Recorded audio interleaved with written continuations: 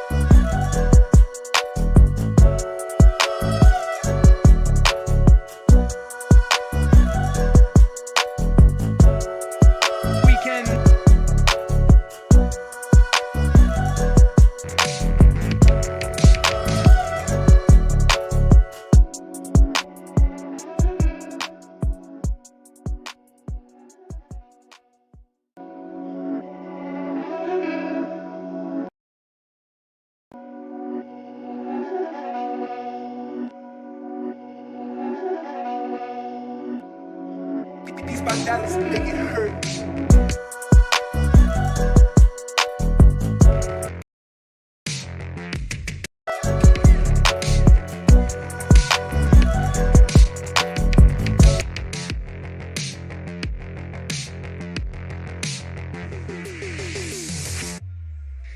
It's the penultimate weekend of UCI Cyclocross action, and it's the final round of probably the most important series of all outside the UCI Cyclocross World Cup, of course. That is just my personal opinion.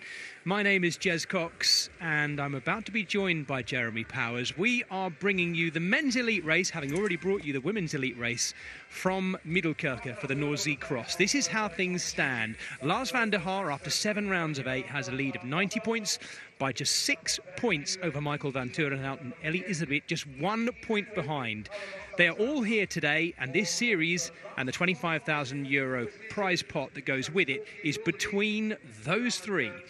And there's some big gaps in prize money as well between second and third. We'll come back to that at the end, but those names again: Lars van der Haar leading from Michael van Turenhout and Ellie Iserbyt. Any one of those three could actually take the Telenet Superprestige overall today. All three of them will need to finish, and all three of them will need to try and beat each other if they're going to take the win. It'll be a fascinating mix-up. I won't tell you anything about the women's race, which is not long finished, but that was also an interesting battle for the overall as well of the Telenet Superprestige. Jeremy, it's already been a brilliant day of racing here on the North Sea coast in Flanders in Belgium, and we're set for a brilliant men's race, aren't we? We are, yeah, thanks, Jez. It's going to be a good one. I think there's, the series is definitely a big one to put up on your palmares to have taken an overall at the Super Prestige. For any of these riders, will be a big deal. But I think for Lars van der Haar today, wearing the Dutch champs jersey again, after such a hard-fought, epic race for that jersey, he's going to definitely be trying to cap this one off with a victory today. This is, of course, just 1 week on, as you could tell from the hat we were looking at there, from those fantastic World Championships in Ugerheide in the Netherlands last weekend. This is almost like cyclocross's version of the Tour of Lombardy. It's 1 week on from the Worlds. The only slight disappointment is because that World Championships was such a big peak, none of our world champions in their stripy jerseys are here today in either the men's race or the women's race. Lots of those riders who are in the top 3, 4, 5 and 10 places and beyond are here, though. This is the man who leads overall, the current Dutch champion, Lars van der Haar, leading the Telenet Superprestige. And he was 4th in those Elite World Championships. They look like the legs of Laurent Sweig, who's had such a brilliant season this year, breaking through with those 2 big wins in the World Cup as well. He sits 4th in the series, and here is the man who could possibly take the Telenet Superprestige series off Lars van der Haar, and that's Michael van Turenhout, the European champion. Here is Ellie Iserbyt, who was the best of the Wout van Aert and Mathieu van der Poels at those World Elite Champs, the bronze medalist from the World Championships 1 week ago. This is Kevin Kuhn, the Swiss rider, who's had a great season, actually. He was 12th in Ugerheide, and he is in the top 5 or 6 overall, I think, here today as well. Vincent Bastains in that fantastic-looking yellowy-green kit, which is new for him this year as well. Well, he's not featuring high up in the overall, but due to his UCI ranking, he is on that front row as well. So, Jeremy, this won't be I suspect it won't be the last race for most of these riders. Most of them, I'm sure, will be with you and Helen Wyman tomorrow when you're bringing us the X2O trophy, the Croatian Cross from Lille. But it is the final of the Telenet Superprestige, which is a big thing in the world of cyclocross, isn't it? Yes, for sure it is. As we see here on the start line, precarious. Michael van Turenhout maybe forgetting the long sleeve skin suit today. Everybody going. We haven't seen that yet today, but you know what? That's what the hard riders of the cyclocross have accustomed us to.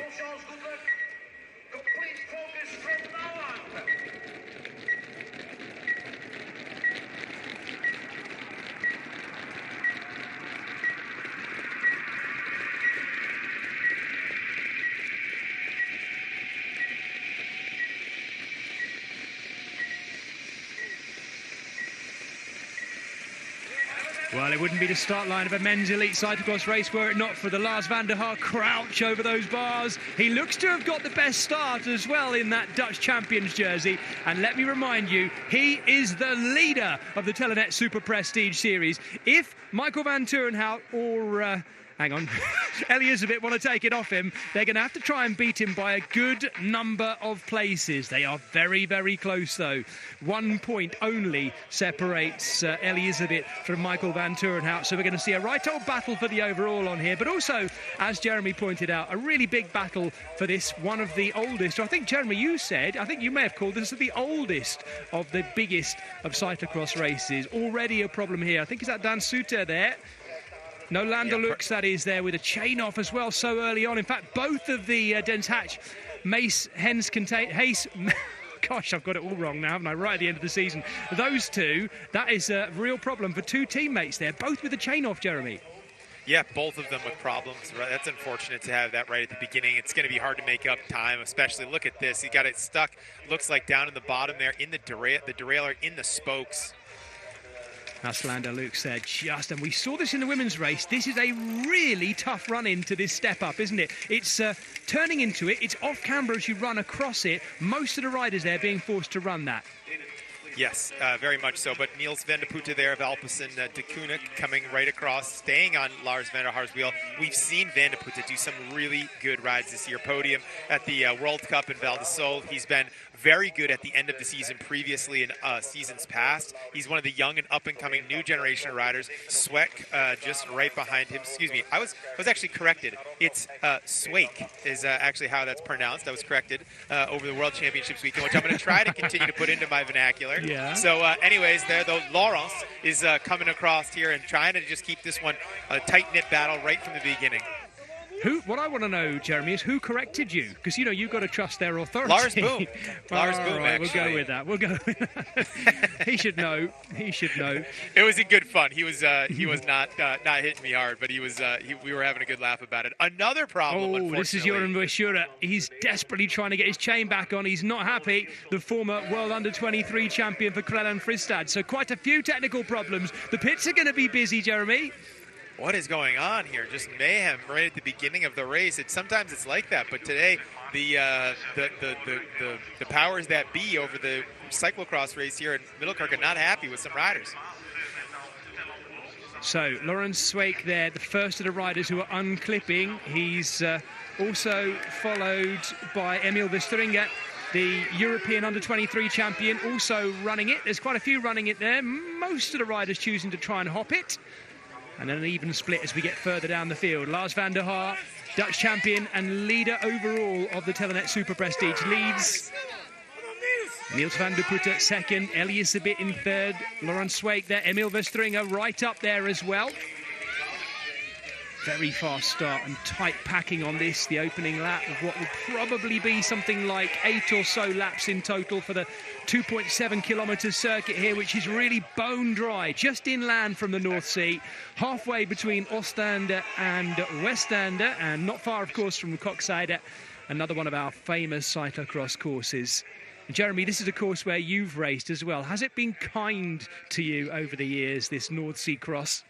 Well, it's changed a lot. You know, there's a lot of different obstacles out on this one, known for its kind of, and they've kept this true, these kind of off-camber embankments, these tricky sections, these very steep bits that really snap a lot of momentum out of you, these huge ditches. I was saying during the women's race that I don't recall there being any boards in the bottom of them when I raced, so they've softened up things a little bit to bring it up with the times. But yeah, I've raced this race in the snow and ice. I've raced this race when it's been sunny and dry. I've raced this race when it's been an absolute mudfest. So a lot of different conditions, but no matter what, it is still Middelkerke is one of the oldest, if not oldest, races on the circuit that stands today over.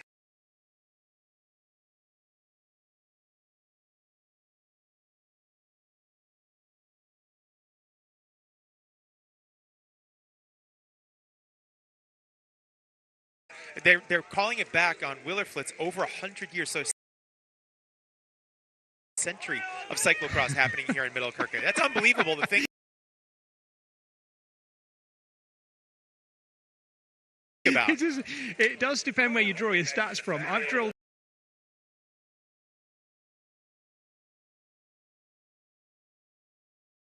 down and gone back to 1959, but you're going back way further than that. I mean, is that unbelievable? I want to be wrong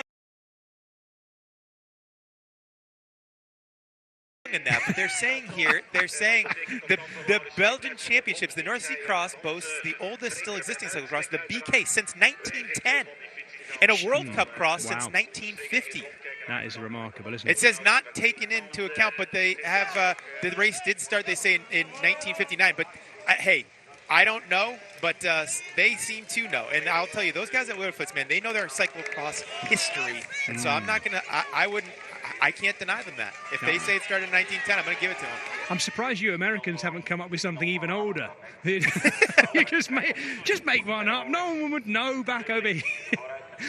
Of course, our coverage being watched all around the world and right across America as well. So thank you for joining us, folks. Wherever you are watching us across the world, we are drawing to a close very nearly this cyclocross season. I mentioned that in our women's coverage, and I nearly brought a tear to the eye of Jeremy Powers. And trust me, when he cries, he cries pure cyclocross tears with sand and mud dripping in amongst them. We're into the washboard section, and our leader, Lars van der Haar, ripping through there, making light work of the little pumps before the big ones. These are a new feature on the course. Someone's been Someone's been busy with the dumper truck putting these in over the course of the last few weeks, and they are big pumps, Jeremy, aren't they? Yeah, well, I mean, you can see these are the best riders in the world, and they're having a hard time getting over the top of them. But Van der Haar is really out to make a statement today. You know, there's a lot of big riders in here. Iserbit on really good form at the end of his season. You know, just third off at the World Championships last week. Of course, we've had a great, very consistent season from Laurent Sweck, winning that World Cup overall. But Van der Haar is really focused on this series this year. You know, the points and the consistency started to come through here on the series, and he's really going to try to put a stamp on this one early on today. Lots of riders looking around to see what damage has been done on that first lap. That's Felipe Orts, I should say, in that Spanish champion skin suit.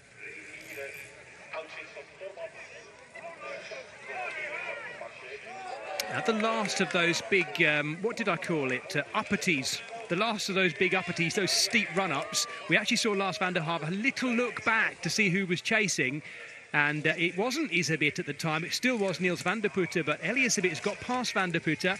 That's Sweek, that's Ryan Kamp there, Emil Verstringer, and then the European, in fact, 2 European champions back there, because Emil Verstringer was the under-23 European champion at Namur, and he's alongside the elite champion there. The man who's going to have to go some at the moment to try and see if he can win this series overall, because Michael van Turenhout is 6 points behind this man who's leading right now, Lars van der Haar, who is on a flyer and looking to make sure he puts the whole series to bed early on in this race. Now watch this section if you're just joining us. This is very hard. Everyone have a fresh run at it, but let's see who makes the first mistake. Everybody there in the top 7 through that section able to ride it, so that's good, because that we saw, you know, in the first lap, a lot of problems on that off-camber section. Now Van der Haar coming through, you can see this is the name of the game. Look at that. That's exactly what I was just going to say. That section's tricky. You've got to kind of go up it, carry your momentum, but then you've got to get back on the pedals, but it's like an uphill, off-camber, right-hand turn all at the same time. Really tricky part of the course. Ryan Kamp has had a good start of the youngsters, as has Emil Verstringer. An opportunity for the young riders still working their way through and out of the under-23s into the elite seniors to really cement and bookend a good season here by showing they can be right up there and consistent amongst the best elite riders in the world. Yeah, and look at this. You know, you can see that they're having to use the entire course. They're going fast enough, and the course is narrow enough that they're really having to use everything that they've got. They got to, you know, think about what gear they're in when they come out of the turn, how they're setting up for things. This is a lot of memory that you need to have for a course like this, especially at speed, because it's a little knick-knacky in some areas. It's like short, little punchy uphills and little short downhills that you have, you know, to have a tight exit on them. So the riders, you know, really have to be focused all throughout the next hour. As we watch Iserbit chasing our series leader, Lars van der Haar, it gives me a chance to quickly talk you through what's happened so far over the last 7 rounds. The whole Telenet Superprestige started, of course, back in the Ruddervoorde at the end of October, where it was Iserbit getting the win over Laurent Sweek and Lars van der Haar. So much the names we're seeing on our screens in front of us right now. Second round was taken up by Sweek. In fact, he won the second and third round, booking that out at Merckxplas in November. He had a great November and December, let's remember, Laurent Sweek. And then turned up Tom Pidcock as we got into December at Boom. He was the winner ahead of Lars van der Haar. And then Wout van Aert turned up and won 2 rounds too. In fact, Wout van Aert has won the last 3 rounds of the Telenet Superprestige, including the last one at Gullicum in January just a few weeks ago. But here we are at the final round. We have no Mathieu van der Poel and no Wout van Aert, but they're really the only 2 big names that are missing from today. And Niels van der Putte looking in good form. Laurent Sweek now coming through, though, to complete that top 3 as it is at the moment. Sweek unlikely to be able to take the overall standings here today. In fact, it's not going to happen because he's in 4th place, but he's got 68 points to the 90 points of Lars van der Haar. It would take something quite remarkable for that to happen. But it'll be all about the individual round glory in as you've said, Jeremy, this ancient, let's just call it that, this ancient and very important round in the Telenet Superprestige. Yeah, well, I did check out Wikipedia as well, and it isn't actually true that the first Belgian championship was from 1910. So there you go. And it's not surprising because the sports history here is unrivaled. There's nobody that's got as much cyclocross history as Belgium does. So they're here, and you think it's such a long time ago, but there was a national championship that was taking place here in 1910. Last year, of course, this was indeed a round of the Telenet Superprestige, but it was also the Belgian Championship. So I think the Belgian Champs was held on a slightly different course, but it was in Middelkerke.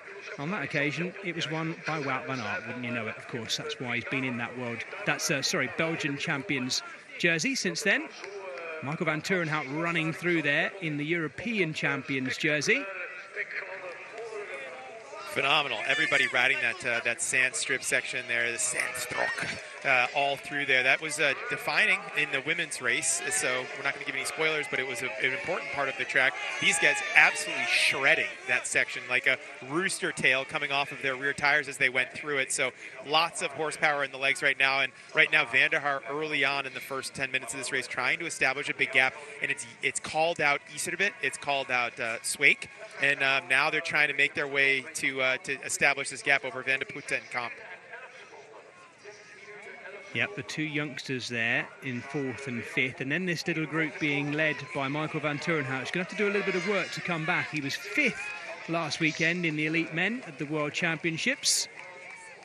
I have to say, Jeremy, I was looking through the result and I thought, okay, it's quite predictable really, with Mathieu van der Poel winning, Wout van Aert in second, Iserbyt the best of the rest, if you like, although I don't like calling it that, as we watch Iserbyt, just as I mentioned him, having a little bit of a problem there. He's really lost momentum into that, and he's lost a place.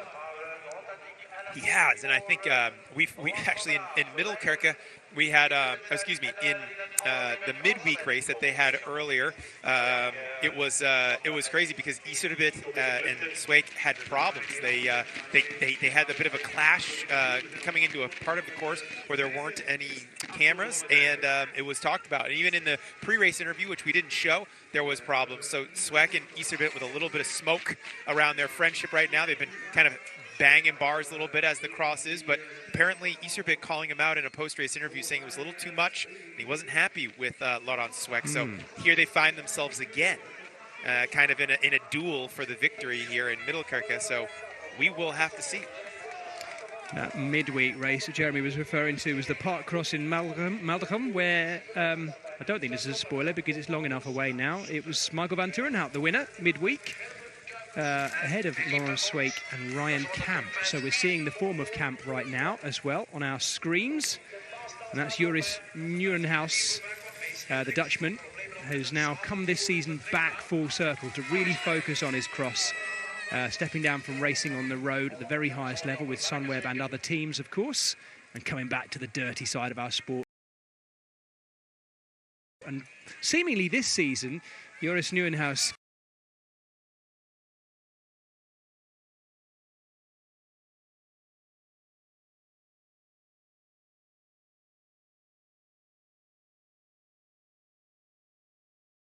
getting stronger and stronger as well as this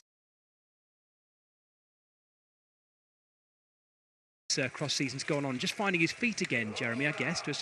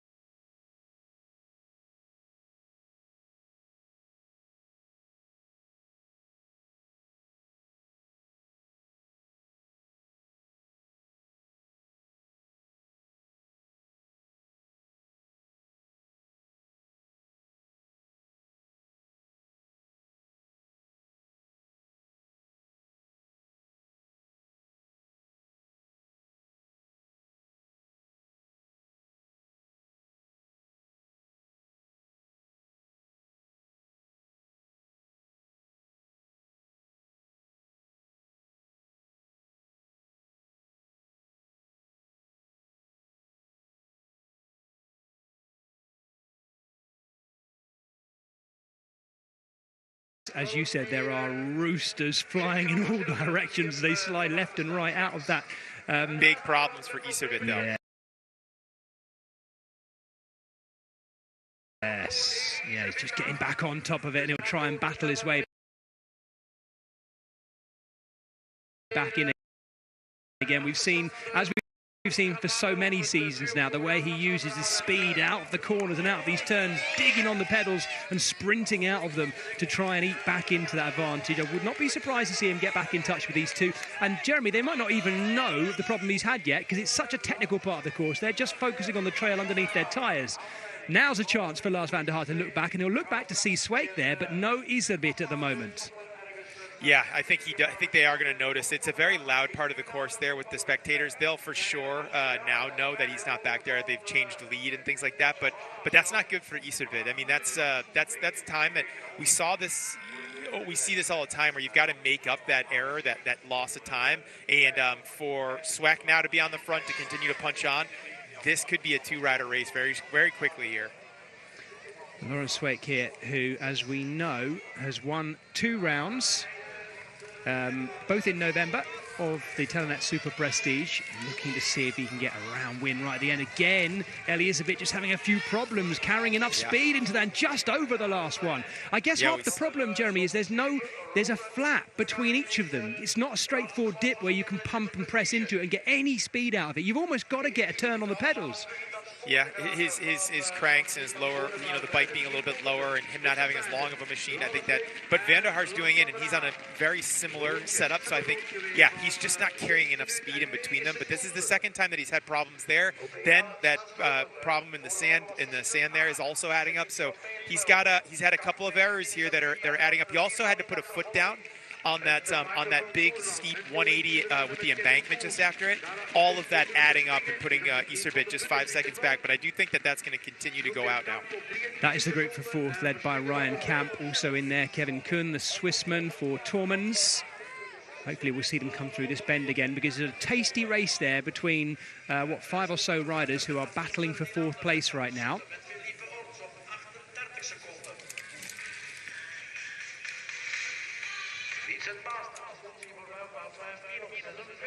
Do you know, Jeremy, that's one of those things I always miss at the end of cyclocross season, is watching Iserbyt riding through flat corners. He has a wonderful technique. He's, for a relatively, fairly short guy, fairly small guy, compact rider, he rides very long on the bike, doesn't he? A long way back in the saddle, rides the saddle quite low as well. And as he goes through those flat corners, his technique is unmistakable, with the usually with the crank arms level as well through there. Yeah, he's done a good job there on that section. That's where we saw him having to put a foot down last time. Sweek didn't get through very well on that. He had to just kind of wheeled out a little bit there. But yeah, Iserbyt knows how to handle a bike. Just today, he's not nailed this course. And sometimes that comes down to tire pressure. Sometimes that's just not completely being on your A game. Not exactly sure what's going on with Iserbyt, but he's had a couple of errors at a crucial point in the first third of this race that I think is what's added up to this time loss. But maybe he rides a flawless last half, and these guys falter a little bit that are in the front. But right now, these two look to be riding super fast and super strong as Laurens Sweek takes over the front for the first time now. Yeah, what about tyre choice here today, Jeremy? What do you think most of these riders would have gone for? Did you notice while I was waffling my way through the start list at the beginning on the start line? Most of them running the Griffo tread, the traditional tire tread, and like you had said also, not a lot of opportunity to flat out here, but there is some error. There is some areas where you want to have enough pressure. I think in the sand you prefer to have it low, but when you're going across those big divots in the dirt, and like this here, they're kind of going across what seems to be like maybe some bricks, creating like a little bit of a trail. Those are also things that you can just whack your rim on, and although they're running the tubular tires, it's you'll have to have some pressure. You can't just run super, super low. And yeah, everybody getting off and running over. But Iserbyt looks like he's going to try to ride them now. Fascinating psychology always as we watch. And by the looks of it, one of the riders that was involved with that crash, I think this is Lander Lux. We saw him early on. That crash, not even, a couple of 100 meters into the start, and he's now out of the race. Just the psychology of that, Jeremy, as we watch it, we've already seen Lars van der Haar hop the barricades there, but because he saw Laurens Sweeck not doing it, I guess he then decides, right, there's no point in taking the risk, because we watch Sweeck locking up sideways in there. And that's why he's done it, is it? He's literally no need to risk it while he's following someone who's running over it in the lead. That's it. Yeah, I think he just doesn't want to take the risk. If he's leading into it or he's got a good run at it, then he's going to choose to do it. But Van der Haar's never really, and by his own admission, been one of the guys that wants to like push it by jumping barricades. It doesn't come naturally to him. He can do it, but it doesn't come naturally to Van der Haar. So Laurens Sweeck has struck out, and Van der Haar quite happy to sit there. It does look like on this lap as well, Elizabeth, barring any more mistakes, might work his way back on, but it's been a right battle in which to do so. Yeah, but we are coming up to the sand again where there was a problem here, and I think we'll see. We'll see how he makes his way through. This is good though, but he's had to do a lot of work to come back to the front, Jez. He's really had to push himself to the maximum to be able to try to come back on such a fast course with a lot of speed limits. You can't lose time like that lap after lap and expect to be the best in the final.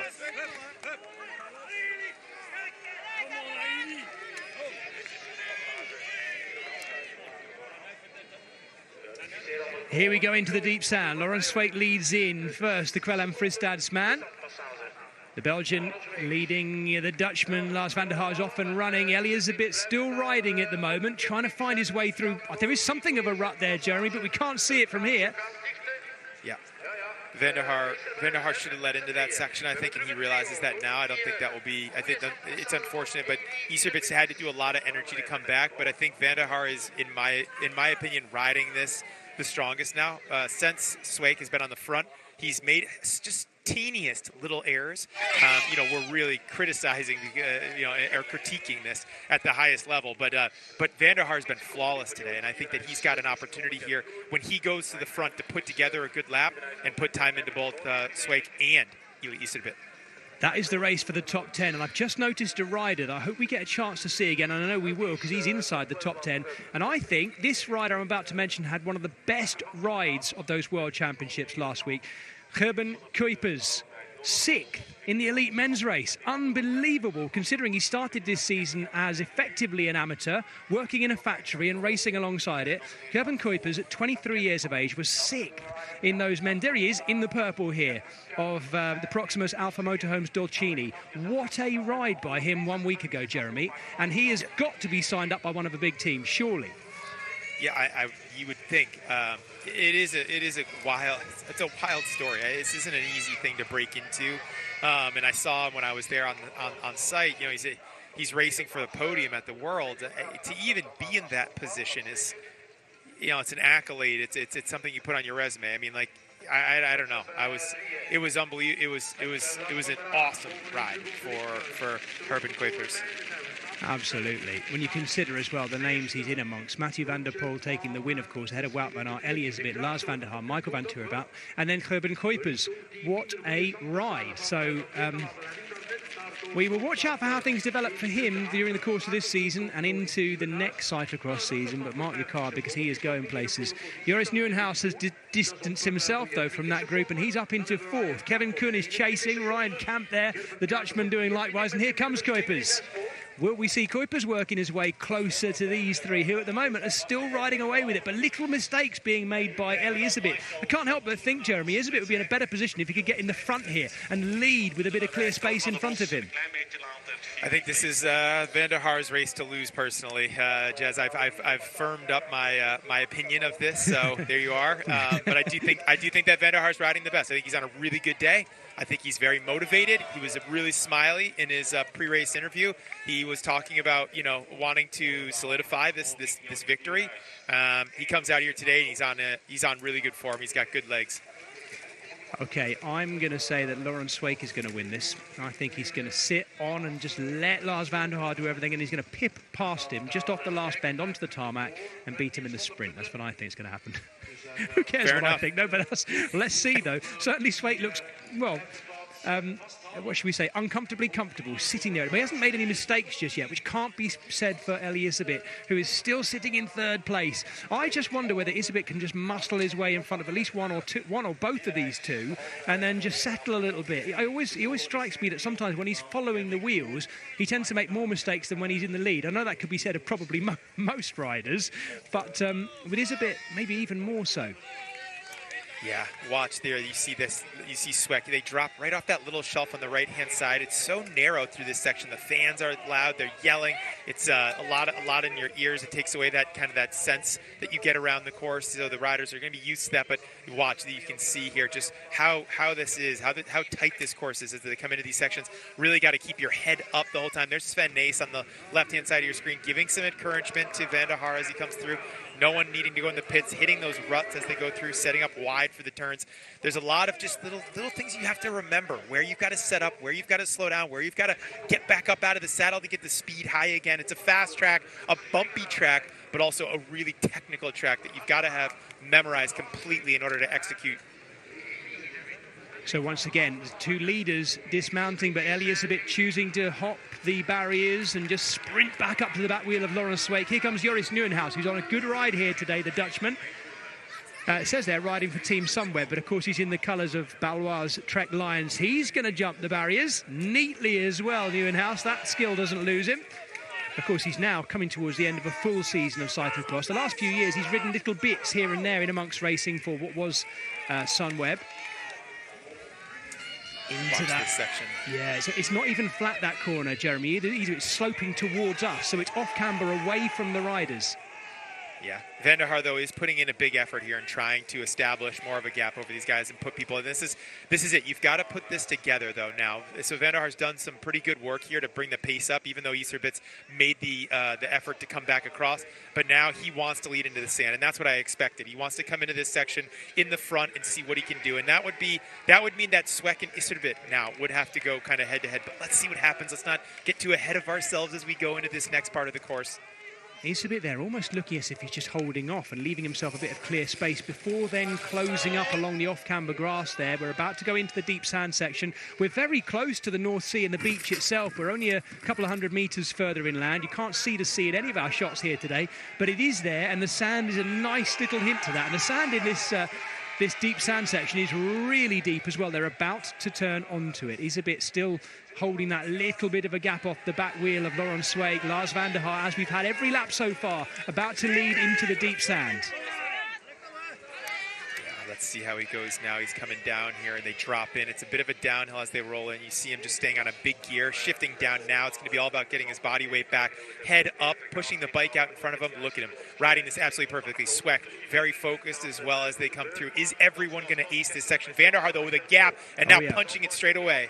Yeah, that's an attack, if anything. He's ridden that harder and faster than he's done so far and kicked out of it. Obviously not looking back, but he'll know he's probably got a gap there, and that's exactly what he's done. Sweeck not panicking, though, Laurens Sweeck, just holding it, but a little look back there from Lars van der Haar, and he'd have seen pretty much no one at this point, but the gap is tiny. Yeah, it went exactly as planned, and you can see there's a little bit of difference now in Sweeck as he looks up. There's not as much vigor, I would say. There's not as much punch in the leg as he comes through there. He realizes what's just happened. That, to me, it went to script. It was exactly what Van der Haar was thinking. Isabet now goes too. That was what I was about to say. He's got to go now if he's going to. Sweeck just looking like he's tiring a little bit, actually. You can see it on his face. And now Isabet goes. Flat pedals through that corner and kicking hard out of it to try and see if he can distance Laurens Sweeck. He'll try and sit on if he can, but this is the charge from Isabet now, closing back up to Lars van der Haar. Halfway through this race now, Jeremy, and back into the mini pumps. Now, these are the ones you can pump through. Now come the big ones with the flat section in between.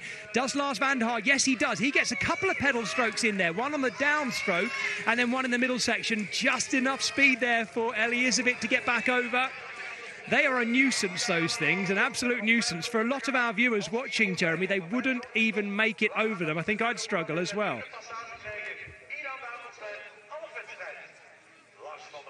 Yeah, very difficult section. And everyone, though, Van der Haar throwing down and continuing to go back up, but he knows the damage that he's done. He's going to be frustrated by that, but he'll know that he has Isabet on the ropes. But Isabet did show his strength through that section.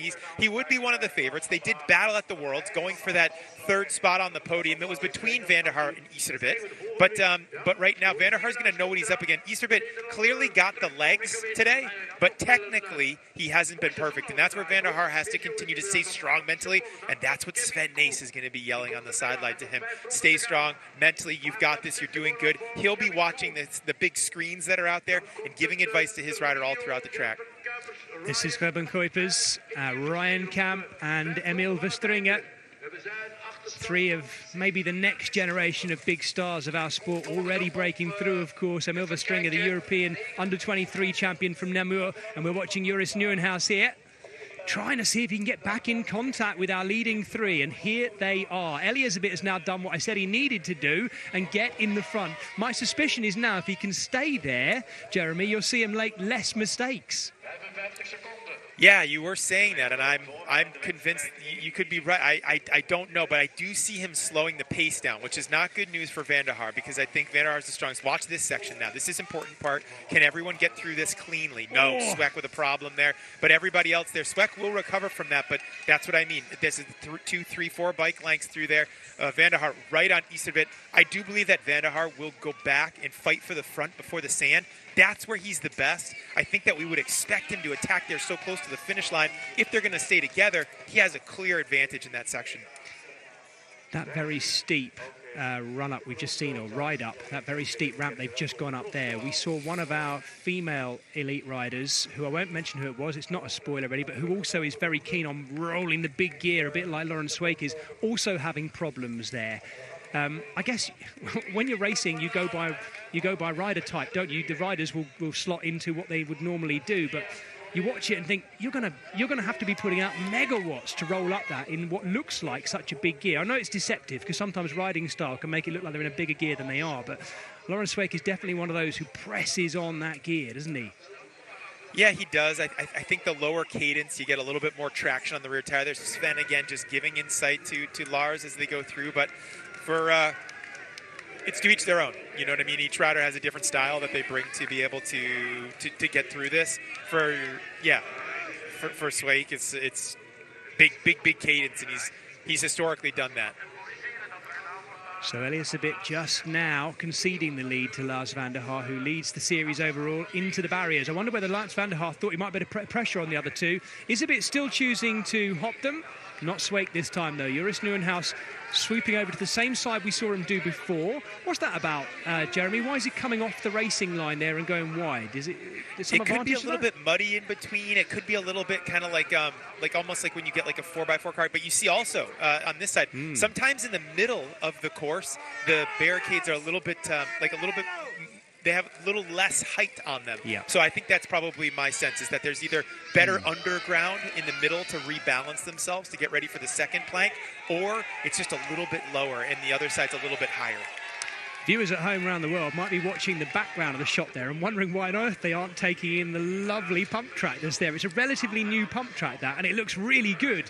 We're watching Niels van der Putte here at the back of this string. In the warm-up for the race, I actually watched him doing multiple laps of that pump track as part of his warm-up, and I thought, great, let's include this in the course. And it hasn't been used. I just wonder whether it might be in future. They're tricky, though, aren't they? Because you can't go across them. You've kind of got to go around them and then get out of them. But I like a proper, purpose-built pump track in a cross race. Fingers crossed it might be used eventually. I don't know what you think, Jeremy. Well, we saw it down in Benidorm, and we've seen it, in races like Lowenhout. We've seen the big whoop section. So, yeah, it wouldn't be foreign to it. But I think it's cool. It definitely slows the riders up, and it gives a little bit of style points if you're feeling good and nasty on the day. Cross it up, get a little sideways. Did you just say get a little nasty? Yeah. That's a term I need to use more often.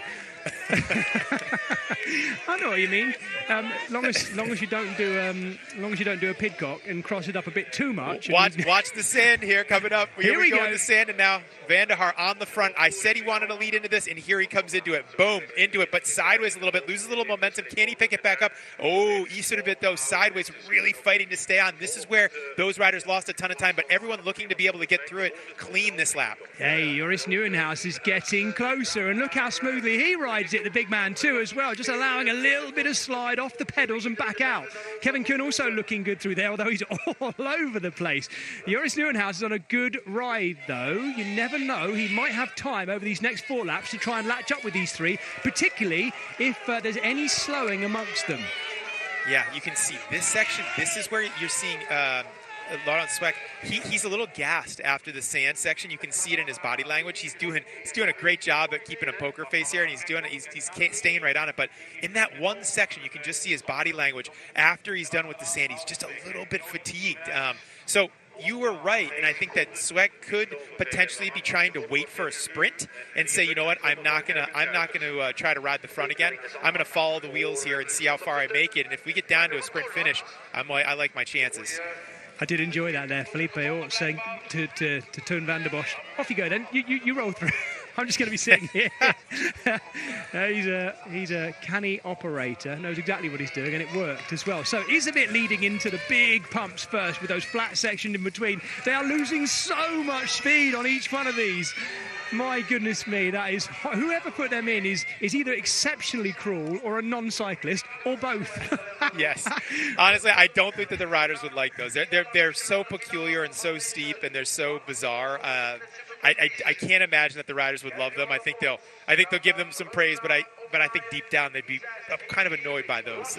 You just don't see it. Like, you do see very steep things that we run up, but hey, the cross is like that, you know. It's to be able to push you, and they had to work with what they had, and clearly this course is a little bit in construction at the moment, and it's changed quite a bit from the previous years. So some sections stay the same. The vibe is certainly the same, but definitely some different liberties have been taken when making this track this year.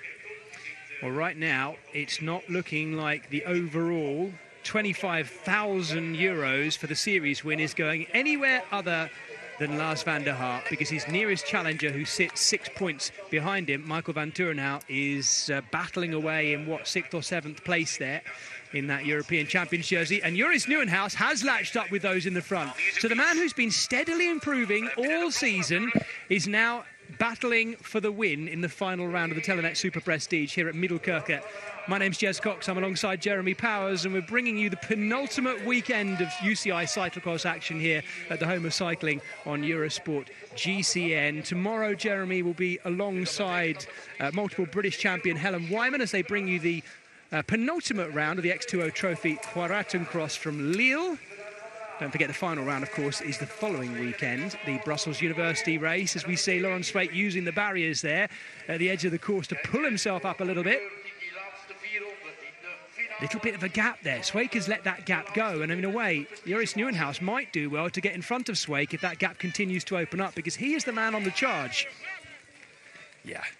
Well, I've been saying that Sweeck's a little bit under pressure in 2 parts of this course. That uphill off-camber section after the 180 and the sand. Sweeck's not looked his best, and Joris Nieuwenhuis is going to have to see, hey, I don't want these gaps growing. I just made a huge effort to get back up here. So I would be interested to see if Joris just jumps around Laurent Sweeck here in the next section that he gets. Well, if those two stay detached and they go into the sand together, I've got a feeling Laurent Sweeck is going to have to get nasty in the sand and see if he can open up a bit more of a gap. I said I'd use it. I've done it now. It's over and done with. No, he's going to come. A good use. Thank you. It's on license, that one as well. I'll pay you your royalties later. Lars van der Haar just tracking Elias a bit, just sitting there and waiting. He knows that everything is swinging in his favour, but it would be a great shame for him to win the Telenet Superprestige overall without winning a round. And he hasn't won a round, has he? He's been second or third in lots of them, in fact, most of them. But he would win the series overall if he doesn't win this without winning a round. So I think he'd be probably aiming to put that one right today. Yeah. I agree. It's not that he did win the Dutch championships, and he's been up there. You know, he won the Koppenberg Cross also. So he has taken some wins this year. It's just, it's like that. He also won. I think he won the night race in the Netherlands. I remember. Yes. So he's had some victories this year. It's not like he's been winless, but I agree. In this series, Van der Haar wants to, but gosh, he is Van der Haar is like always at the front of every cyclocross race. It's almost hard to imagine a race where Van der Haar hasn't had a part in the script. He's always a part of the race. He's always contributed in some way, shape, or form. So Van der Haar here again, once again, at the front. But you're right. I think he would like to take a victory today, and I think he's good enough to do it. He's just got to play his hand right. 3 wins this year I've got in his stats for the whole season, but if you look at his stats, it is exactly as you say. It's all 1, 2, 3, 4, and 5. I think 6th is his worst. No, 7th maybe at Benidorm is probably his worst overall placing all season. So it is, as you say, ridiculously impressive. His consistency, and I'd have thought as well, winning that Dutch national title again, another wonderful fillet to be in that jersey. And Sweek is just swinging a little bit at the back of that group. And Joris Nieuwenhuis has just hooked up the Trek Baloise Lions rider there in 3rd. And if anything, he's putting the pressure on Elisabeth. We could be seeing a round win for Joris Nieuwenhuis maybe today. Why not? He looks very good, particularly in the sand, Jeremy. Team tactics could play in right here. You see Iserbyt not playing games. He's off, yes. And now another gap. And Van der Haar's not going to need an invitation for this one. Joris Nieuwenhuis, you could argue that might be team tactics. I don't think it really is, but slowing things down out of the sandpit there has just opened up a gap to his teammate, the European champion Lars van der Haar. Let's not forget, 2 of the Baloise Trek Lions riders, and the leading one is starting to go clear again. Yeah, Iserbyt's going to be kicking himself for that. He needed to be on Van der Haar's wheel if he didn't want to let the gap go. You would never go into the most, hardest part of the course with a teammate behind another teammate if you were serious about, hey, I don't want to let a gap open up. Iserbyt now he's going to have to burn another big pack of matches here to come across to Van der Haar, which he's already had to do twice in this race. This is the kind of stuff that adds up at the end of the day. Van der Haar now finds himself with a 4 or 5 second gap over Iserbyt. Iserbyt, look how hard he's having to go. Those are the attacks that you want to be putting out at the front of the race, not having to chase down the leader. You saw Gerben Kliepers there in 5th, the man in purple, riding yet another good race. Proximus Alpha Motorhomes Dolcini rider.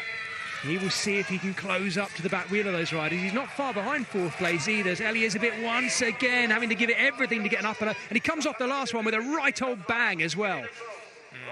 Yeah, he's just really trying to do everything that he can now. He's under pressure here. He's got to shoot across. Now it's going to be up to Sweek, as you see there.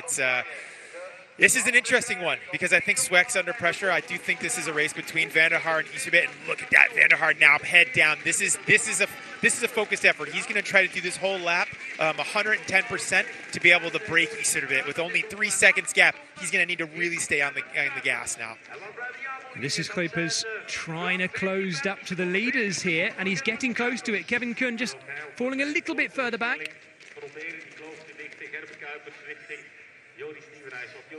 Kevin Kuhn, the only one of the Tourman cyclocross riders in our shots at the moment as well. And Joris Nieuwenhuis seems happy to sit on the back wheel of Laurens Sweek. I just can't help but think that he might want to try and get past him again and try and use the momentum, unless he has reached his limit already, Nieuwenhuis. That was a massive dig by him to get back up in contention with the leaders. Yeah, Joris had not ridden that sand section super cleanly. He had made it through when others hadn't, but it wasn't pretty when he did make it through, and I wasn't expecting that he was going to go through it cleanly, which is what Iserbyt anticipated also, which is why he hopped off his machine in case there was a fall or a problem. He didn't want to get put off the back too much, but watch now, under pressure. Can you ride this section? Van der Haar through cleanly. Can Iserbyt ride it? Yes, he can as well. So both riders, that section, when you're under pressure, technically could have been one of the areas where it would have gone out again. But now Van der Haar, the gaps come down a little bit to Iserbyt. We've seen this, but the question is Van der Haar just going to continue to hold this gap, go into that sand section, and continue to extend his lead over Iserbyt? That is such a cyclocross thing we've just seen there. You don't even really see it in mountain bike, cross country, or any other discipline. The need to ride diagonally along a kind of an upward shoot like that, and the back wheel just flicking over the very edge just before the barrier and then correcting again. It is such a crossy thing, that, Jeremy, isn't it? Yeah, you've got to be good. You've got to be really good, and these are the best riders in the world that are doing this. And yeah, against two riders that have, how many times have we seen Van der Haar and Iserbyt do battle together? They've traded victories in the biggest races. They've practically won all of them as well, at least once. So right now we're going to see another great duel between these two. Probably the smaller riders of the bunch. There's Sven again, just giving advice to Van der Haar. He wants to see him take this victory today. And I think a lot of Lars Van der Haar fans would like to see him take this victory. If you hadn't seen his victory at the national championships against Joris Neuwenhuis, you've got to go watch that. He was absolutely decimated at the finish. He turned himself inside out, Lars Van der Haar did, Jez, to be able to take that title again.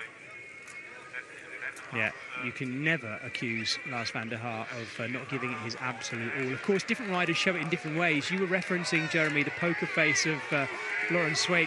I just think his face looks like that all the time. He always looks a little bit cheesed off, to use an English expression. He never looks very happy when he's racing. Even when he's racing well, he always looks a little bit like he's been forced to do it.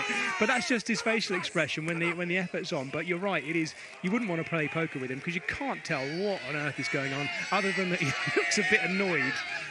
Yeah. I think that Van der Haar's got it. He's going to just chill just a little bit, but here we're going to see him punch it up to speed and come back all the way through that sand section and try to straighten that part together.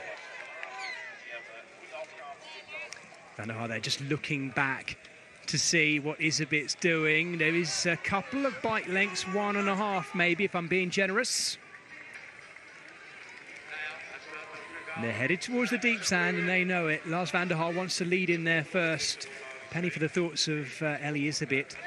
Those two, let's remind ourselves, are first and third in the Telenet Superprestige standings, but this will not be enough even if Iserbyt wins to take the lead away, because it goes 15, 14, 13 and so on down through the placings in terms of points for each of these rounds. So it would not be enough to separate them in whatever order they finish. You'd still be looking at an overall win for Lars Van der Haar. Here we go now, coming into the sand. Let's see what happens here. Iserbyt's had to do a huge chase to be able to get back to Van der Haar after the last time that they went through this big sand section. And Van der Haar's going to come down here, going to take this left-hand turn, then he's going to take a right-hander, and he's going to hit the sand. Look at how big of a gear he is. He wants to keep his body weight and momentum through this. Let's see what happens.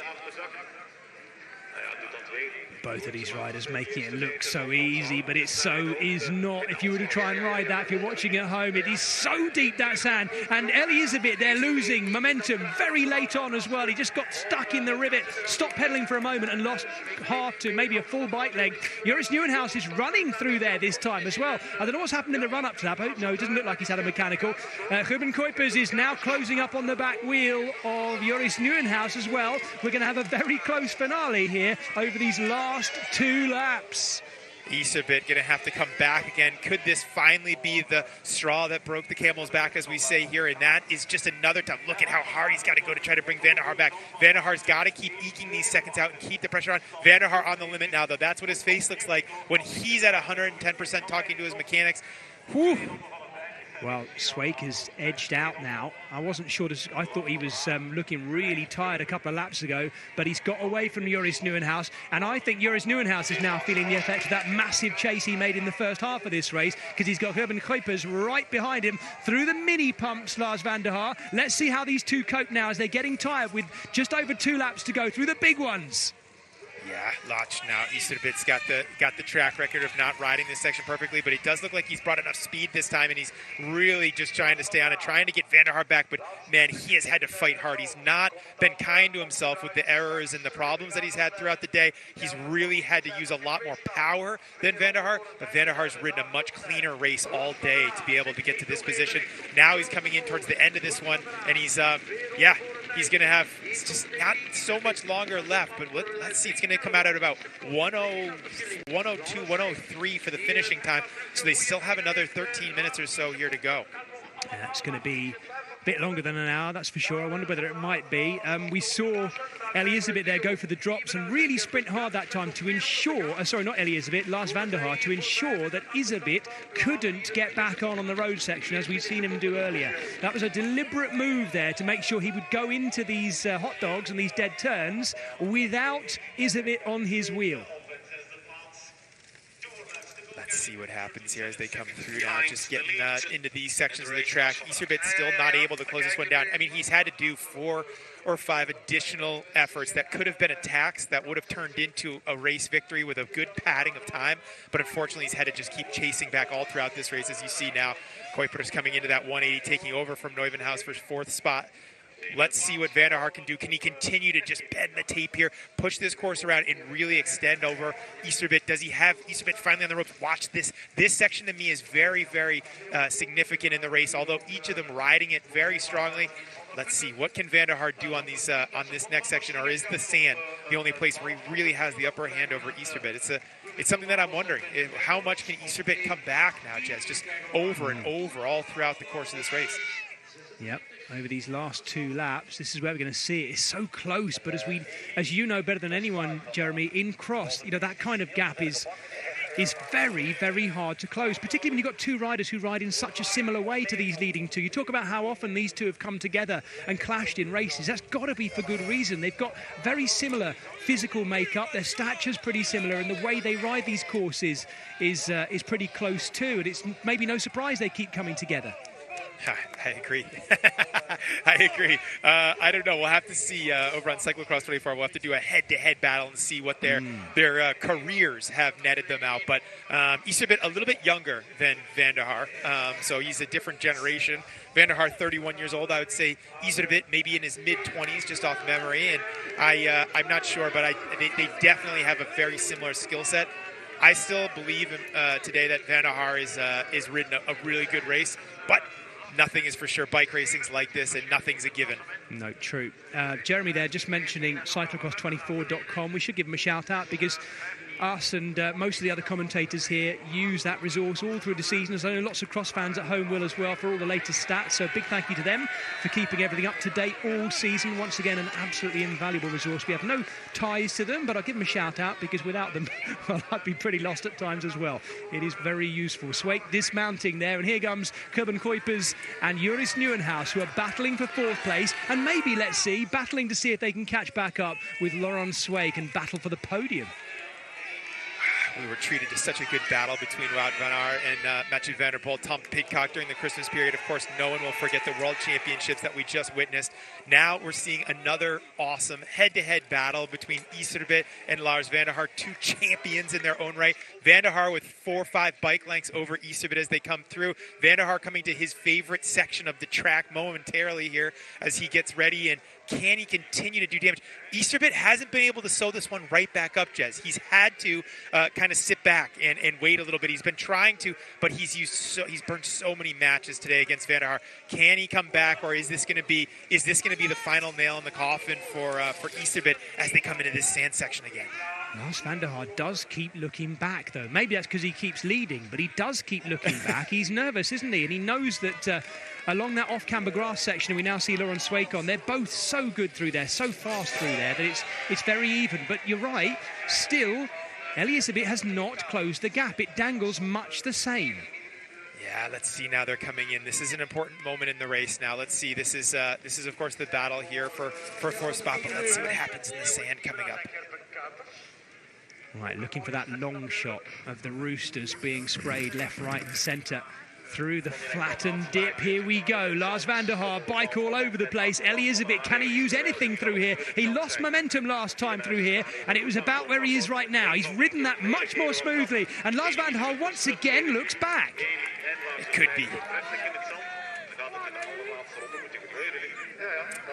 Jeremy, if you were coaching him, you should surely be saying, look, stop looking back. Don't worry about him. Don't worry about the tactics of it. Just keep laying the power down, because Elisabeth's going to be there somewhere. Well, this is going to be another boxing analogy from me, but we are going to the 10th round, right? And he's got Easterbit on the ropes, and he keeps jabbing him in the face, and he's gonna make him crack. He's gonna put him down. I think he's just got to wait for the right moment. But Van der Haar also is fatigued right now. He's done everything, but this is what 2 great champs look like when they're both on the absolute limit and really battling back and forth. But I do say Van der Haar is in control of this one. But Easterbit, he's been such a mainstay at the front of these races. He also knows how to win a bike race, and he's done everything in his power to be able to keep very strong and good tactically Lars van der Haar at bay today.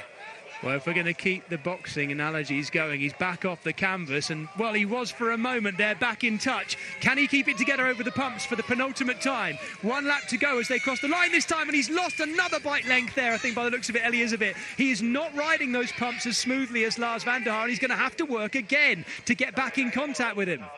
No, you see Iserbit's head movements. He pumps his head around a lot. He just moves his body. They're absolutely going to come down to this final lap now, and we're going to have to see what fireworks Van der Haar's been hanging on to. What has he got left? They're going to sit up a little bit. They realize no one's going to come back to them. They're both going to take a break for some explosivity in this last round. 1 lap to go, and we have a Dutch-Belgian battle right at the front here. And the next Belgian rider is this man, Laurens Sweeck, who's now seemingly just strangled there, just sitting there in third, trying now, I guess, to stay ahead of Joris Nieuwenhuis and Gerben Kuipers. Will they come into shot? No. So Sweeck is looking comfortable in third at the moment, but hooked back up together on what will now be the last lap. These two riders, Elizabeth and the Telenet Superprestige overall leader, Lars van der Haar. Kuipers there just losing it by the looks of it, just lost a couple of places, a couple of bike lengths, I should say, Jeremy.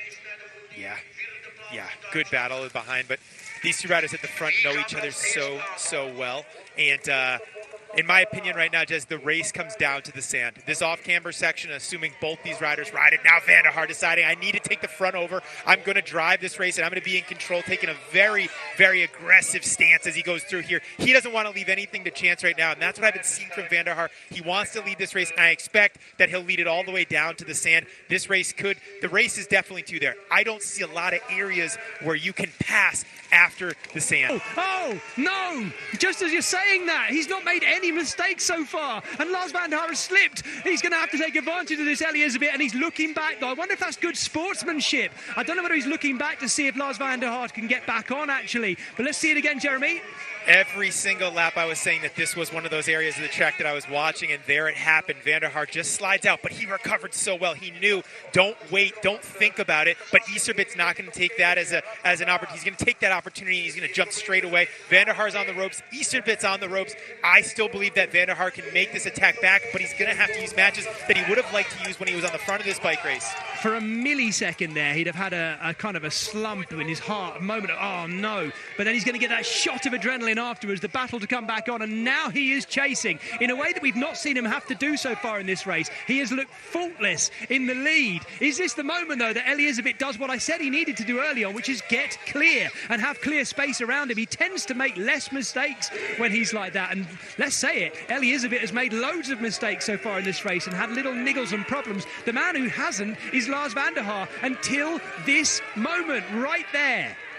Yeah, it was a silly, silly crash, and Van der Haar just had to get the bike on the other side of him. He lost right there. He's still with him, but it's just mentally, he's just frustrated right now with that silly crash. But here we go. Iserbit's really under pressure right now. He jumps the barricades. Can Lars van der Haar jump these barricades with the same panache that he's had these last few rounds? Yes. 1, 2, whoa, a little sideways as he goes through. He knows he has to go all in now for the last 3-4 minutes of this. Can he take it back in the sand? If Iserbit can ace the sand, he has to match what Iserbit does now every single bit of the way, and Iserbit's got to ace this sand section, which he's not done very well in the last 59 minutes of this race. Van der Haar has another opportunity to come back to him, and it could end up in a sprint for the finish, but I do believe whoever comes out of that sand first is very likely to be the winner of this race. What a finale we're seeing here at the Telenet Superprestige, the 8th and final round at Middelkerke with me, Jez Cox, and Jeremy Powers. What a finish. Elizabeth is flying away with this. What has Lars van der Haar got left, both mentally and physically, to overcome the only mistake he's made in the whole race? He's looked so good.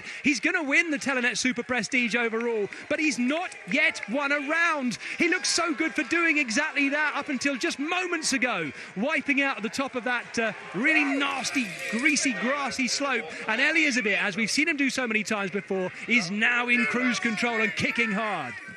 Yeah, he comes through that big little ditch there, and now Van der Haar's got quite a bit of daylight between him. Iserbit really punched on by the adrenaline of having Van der Haar crash right in front of him. He's coming into the sand. That's been his Achilles heel this entire race. Can he ace this? If he can, he may be looking at victory here in Middelkerke. Here we go. We're going to see the next shot in a moment, turning into the long straight, into the deep sand. Elizabeth knows it. He's got to. As Jeremy Powers has said, he's got to ace this along there. There it is. He's about to turn onto the deep sand. And there is Lars van der Haar, who's doing everything he can to try and limit it. Let's see. There we go, and he's sideways. He's really focused. He's got his head. Oh, he decides just to jump off. Can van der Haar ride this and take back some time? Let's see. Is van der Haar under pressure? He's riding it very solidly. Iserbyt looking back, realizing he's got to get right on the gas. Van der Haar able. No, loses momentum through that. Pressure right there, right at the end of the season, the penultimate weekend of the UCI Cyclocross season. It comes down to this, and it's what have these riders got left? Elizabeth looking over his shoulder as he goes into that big pump to see where he is. He's got to get his head down and keep driving. Lars van der Haar will not give up. That's one thing you can guarantee. Van der Haar frustrated there, but what do we have here? Sorry, I'm looking at something. Hang on, yes. Wait a minute. I'm sure we're looking at Elizabeth there. Jeremy, that shot has utterly confused me. Me too. It's as if it had a problem here, because he's going past... No, he is. I think we're looking at both sides of the course. Elizabeth is still on the lead as they go through the pits. We should be now looking at Lars van der Haar. They can see each other. That was the most bizarre of shots I think I've ever seen. I don't even know how we saw that. Iserbyt, though. What a race he goes away with, Jez. He pulls this up. I didn't see it coming. He definitely was good, but I just didn't see it coming like this. It's not over yet, though. He's got to make it through here, and this is one of his worst parts of the course, and he must be tired right now. What a battle it's been, and the shot alongside of him, just heaving the bike over the last of those pumps. He's over and out. Where is Lars van der Haar? I think he's slumping a bit. I agree. I think van der Haar, I saw him after he came out of the sand, frustration. He banged his bars a little bit. He was really annoyed that he didn't ace that sand section. He didn't have the legs to bring back Iserbyt after such a good race. Here we go, Elizabeth. There's only one run round so far, but it was the first round in Ruddervoorde, and he's finished the season. He's finished this series, I should say, Telenet Superprestige, by winning. Oh, Lars van der Haar, look at the face. What a faultless display up until one tiny and seemingly insignificant but monumental moment in this final round in Middelkerke. Arguably the oldest remaining cyclocross race in our sport. And there's Laurens Sweeck with a very solid ride in third. We didn't mention him from about half race onwards because he was just sitting there, and he finishes on the podium. Joris Nieuwenhuis, great ride by him as well to take fourth place, looking like he was going to be contesting a place on the podium in the end. Not quite happening after a battle with Gerben Kuipers, who's next to the line in fifth, the man who's had a brilliant breakthrough season. And let me remind you, sixth in those Elite World Championships 1 week ago. Kevin Kuhn also very solid there in what will be sixth place, the Tourmans rider in the yellow and blue.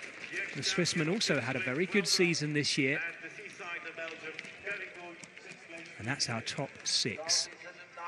Emil Verstringer here, the European under-23 champion from Namur.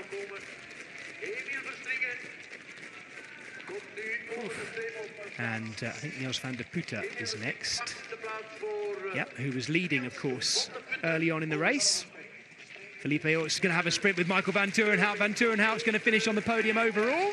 And Van Turenhout is the better of a fast-finishing Spanish champion. I think Toon van der Bosch is the next rider to the line on yet another one of those beautiful purple canyons. I wouldn't mind one of them. If any of the representatives of Canyon are listening and fancy sending me one, happy to talk about the bike. Beautiful. And there we go, our winner. Wow, all in one moment. But the wonderful battle of cyclocross, meaning it's about every single one of those turns, bends and corners, the ones that are got right and the ones that are got wrong. A tiny little slip by Lars van der Haar, the only chink in his armour today, but it was enough to let through Iserbyt, who took the win, as he had done at round one. Round one in Ruddervoorde back in October. October the 29th it was last year, when Iserbyt was the winner ahead of Laurens Sweeck and Lars van der Haar. The same three players battling out this one, but in a different order. This is a great sprint between Dan Suter and Vincent Bastain is there. What a great race, Jeremy. The last few laps in particular, a great battle between two great stars of our sport. Agreed. I was, came down to that last lap. Very intense battle. Van der Haar frustrated by that. I'm sure we'll hear about it in the post-race, but, you know, he yeah, you make mistakes in cross, it happens, and that's the way it was. We saw this rider here, a lot of frustration in that opening round. He was just super annoyed by the way that this happened, and so it's too bad to see, because he was also, Jordan Warsira there coming through, and now you see this finish up from Thijs Arts, Corne van Kessel as well coming across. Great names at the top of our great sport. And here is one of the best of them, Ellie Iserbyt. Ja, zeker. Groeide ook wel in de wedstrijd. Ik wist dat ik wist niet, ik zag dat ik in het zand wel echt een mindere was. En ik wou er altijd wel voorbij gaan, maar Lars reed altijd wel een enorm strak tempo, waar ik altijd op 1-2 meter bleef hangen. En de laatste ronde maakte hij fout. Ja, en toen was het voor mij het signaal om door te gaan, want ik weet achter een val moet altijd even herzetten. En ik denk dat ik toen wel in mijn kloof heb geslagen. Je hebt een paar keer inderdaad dat gat moeten dichten. Zijn er momenten geweest waarop je dacht, nu is het goed geweest? Ja en nee. Ik voelde wel op het stuk na het zand dat ik wel de betere was. Dat kon ik wel echt mijn power kwijt. En toen merkte ik ook wel dat ik misschien daar nog het verschil kon maken in de laatste ronde. Dus het was bijten tot de laatste ronde om in het wiel te blijven. En dan een beetje geluk dat Lars een foutje maakte. En toen was het gewoon vol gas tot de finish. Een paar keer winnen, dat wilde je nog doen. Je bent goed begonnen met die missie na het WK. Ja, ik was wel aan het hoogte woensdag. Ik was er zeker op gebrand om vandaag een goede prestatie neer te zetten. Maar ik zeg het, iedereen rijdt op een heel hoog niveau nog na het WK. Dus het was zeker geen makkelijke overwinning. En een klein extraatje, tweede plaats nu in de Superprestige eindstand. Ja, we waren een beetje vooraf mee aan het lachen, Michael en ik. En hij zei dat hij superbenen had. Dat is niet gebleken, hè? Ik zei tegen hem, kijk, we kunnen splitten, maar hij heeft er niet voor gekozen. Dus de dobbelstenen heeft bij mij aan de goede kant gerold. Voilà, het zei zo, proficiat. So he was talking there, Van der Haar setting a very strong tempo at the beginning, and then that last round problem, he was able to use his power to be able to come back to him. He talked a lot about taking over second place in the series from Michael van Torenhout, which he's been able to do. So he puts also another additional €6,000 in his pocket from going from third to second spot. He's happy. He said for everyone, this is a prestigious race, and he was very happy to be able to take the victory here. Well, the crowds at the Nordsee Cross have been treated to a brilliant day of racing.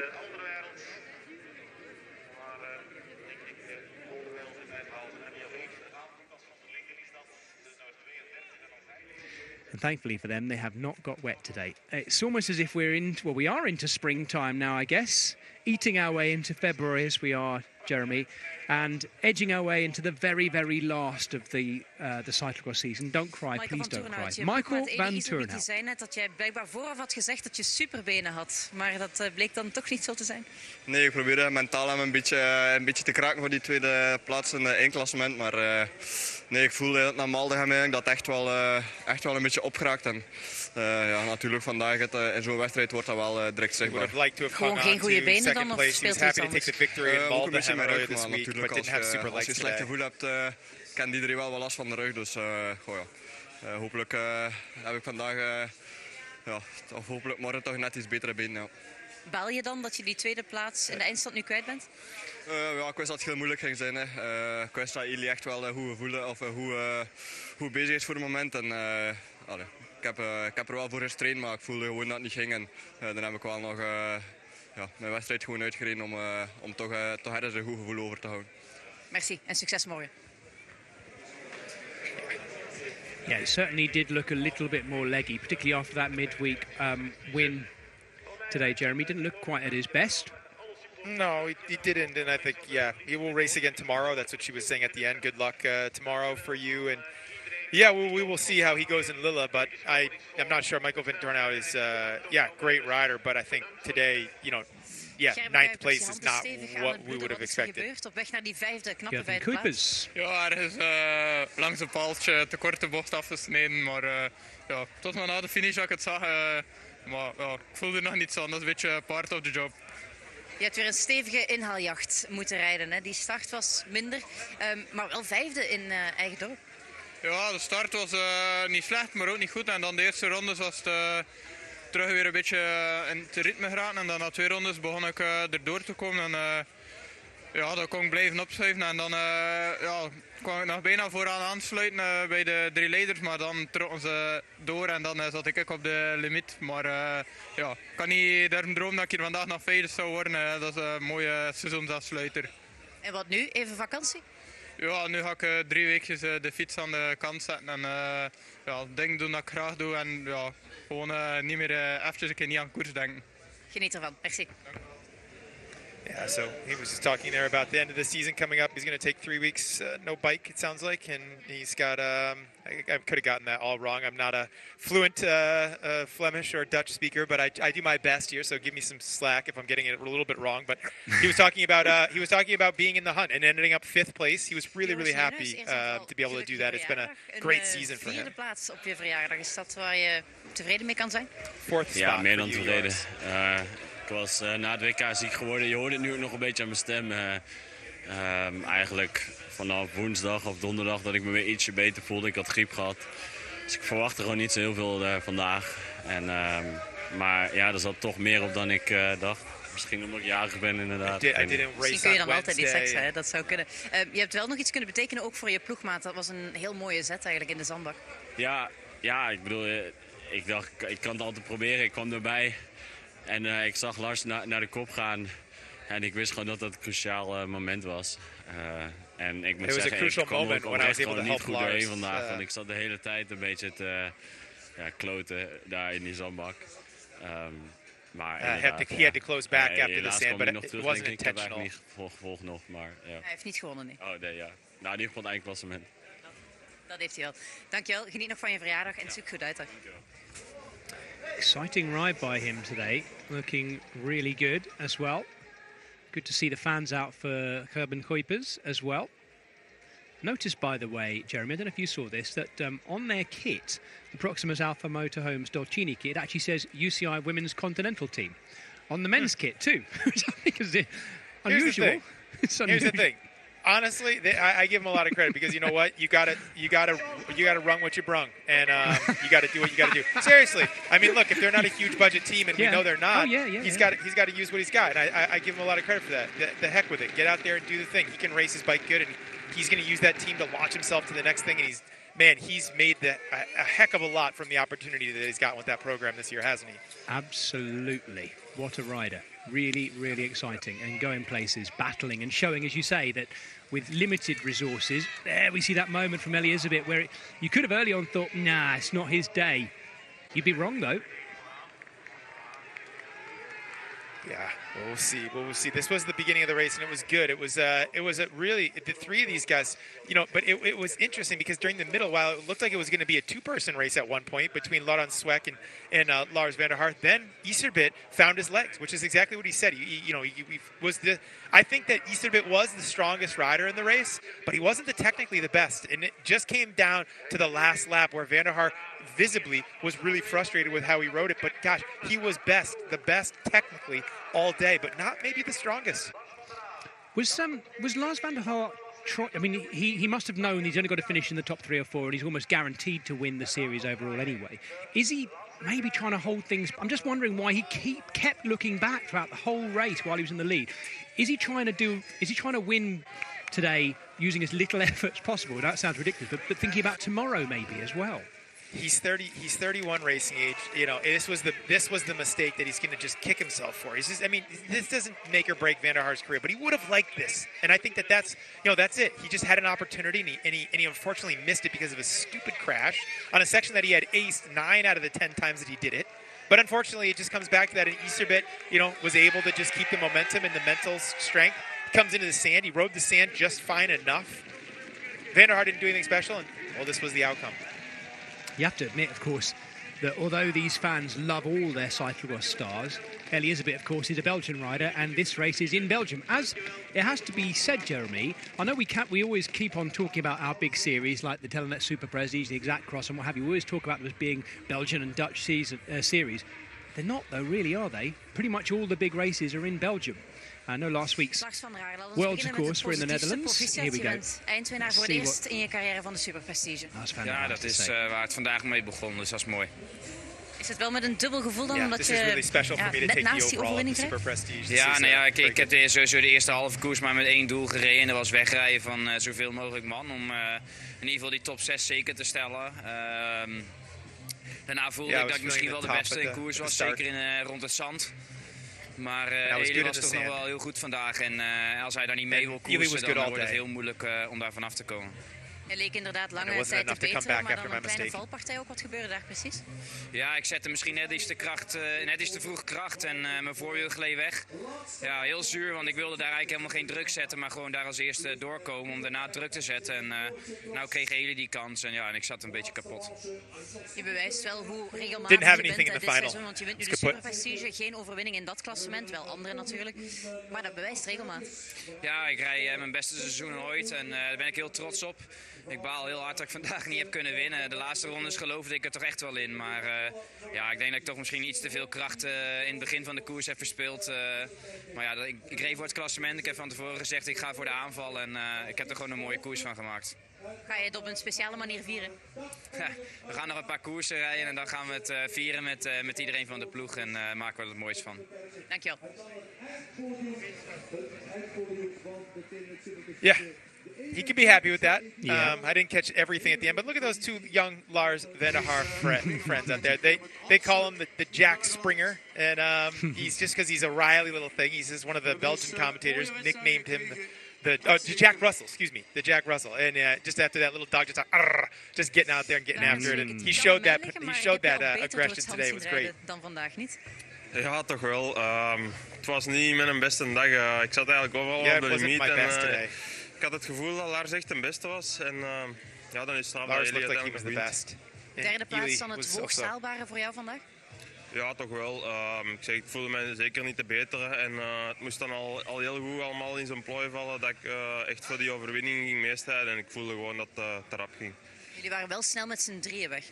Ja, dat was wel in ons voordeel dat er niet te veel gedrum niet meer was daarna. En ik had echt het gevoel dat Lars eigenlijk de betere was. Hij kon echt het verschil maken. En als ik eigenlijk overpakte, ging het tempo naar beneden. Maar ik kon gewoon niet rappen en ik maakte te veel fouten. Dankjewel. Fourth overall. Yeah, not looking overly pleased with it because he did look really good in that first half. Of course, I doomed the whole day for him by picking him as my winner. That completely ruined things. You mentioned about Lars van der Haar being coined the Jack Russell. I should tell you, Jeremy, the only dog I've ever had bite me, in fact, I couldn't get it off my hand, it was hanging off my hand, was a Jack Russell. Exactly that. When I was doing my paper round of all things, yeah, nasty little thing it was. I literally shaking my hand like I had a tarantula attacked. I could not get the dog off my hand. All I wanted to do was complete my paper round. Well, that'll teach. Now you know not to mess with Lars van der Haar. I went to stroke it. No, I wouldn't. I only went to stroke the thing and it latched on. But that does, I get the analogy actually. Lars van der Haar latched on, ready to pounce and bite, as he was today.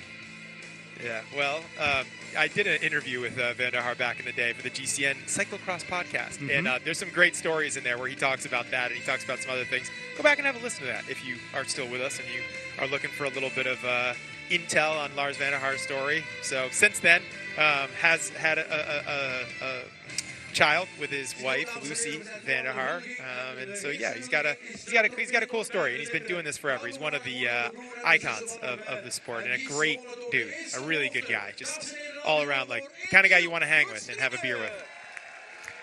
Emil Verstringer is the first rider up onto our podium. Jeremy, I'm just trying to work out what this is for. He was 7th today. Perhaps the under 23. Yeah, it could be best under 23. He would be, yes, because Gerben Kuipers is 23. I think you're right. He is the European under 23 champion from Namur, where we saw him have that very emotional win, being chased down by Thibaut Naes. And we await, of course, our final podium for the day, and then the podium for the series overall, where they'll get their big checks, their big payday as well. can see the riders wrapped up warm. The gloves are back on for Elias a bit. They'll be thinking about tomorrow's race, of course, the X2O Trophy Cross in Lille. Jeremy Powers bringing you that one, alongside Helen Wyman. Lawrence Wake, who really, for the second half of that race, we didn't mention so much, Jeremy, did we? Because he was just there. He was just there, efficiently riding along in third place. Didn't look like he was going to catch, and he didn't. Didn't look like he was going to be caught, and he wasn't. He wasn't. He was not. He was, yeah, it's the end of the year. Everything, I think, for all these riders, everybody's had a lot. You know, it's just like they're all here at the buffet, and they're like, do we get another plate? And they're like, yeah, let's. You know what? We're gonna get another plate now. Let's go up. Let's get something else to eat. You know what I mean? I'm full, but I want a little bit more. And that's what the end of the season after the Worlds is like for all these riders. It's great racing, but the final races of all the series are coming. They've got a couple more, like, you know, classification races, but this is the wind down. As much as it pains me to talk about it. The end of the cross season is amongst us. It'll be starting again before you know it. Summer will be barely over and we'll be back in the mud. We all need that break. We all need the break. Everybody needs a good break from the cross. And there we go, Elizabeth. Who thought we'd be saying that at the start of that final lap? One little mistake by Lars van der Haar. Of course, we don't know what might have happened after that point, but that was where it was decided, finally. And Elizabeth, emboldened by that, the minute he looked back and saw the gap, the kicks out of the corners were just that little bit more ferocious. Turning his own semi-Jack Russell, perhaps. He was good. He was good today. I mean, Iserbit, yeah. I would love to have seen Van der Haar win, but I do think that the rider that was the strongest won, but technically maybe not the best, but he was the strongest. He closed down. There were multiple times when he could have thrown in the towel and not gone for it, and Van der Haar could have ridden away with it, but it didn't happen that way. So I think the top of any one of those nasty big pumps of dirt were moments where he looked like he was going to stop and then pumped it through. They were actually a really nice addition to the course, but mainly because they had absolutely no flow to them whatsoever. They were like the anti-pumps. They were just there. You may as well have just had an enforced lock on of the brakes and then get going again. Yeah. Nasty. Little fist bump between these two. Yeah.